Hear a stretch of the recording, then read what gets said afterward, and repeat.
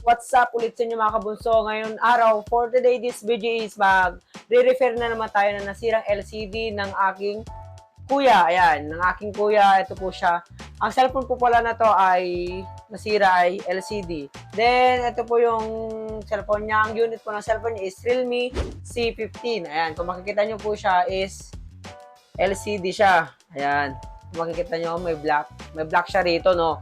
Pero soft touch pa naman siya, pero pinabilhan niya na sa akin ng LCD kasi nga may black na siya dito. Kasi maaaring kumalat po ito at saka mag-black na po yung screen niya. Kaya pina-order niya po ng LCD. Ayan. Bago natin simulan mga kabunso, kung bago ka na sa akin YouTube channel, huwag mong kalimutan na mag-subscribe, like, and share. And don't forget, i-click mo na rin yung notification bell para updated tayo sa video, refill, at saka mga unboxing na pinapakita natin. Kaya, let's go!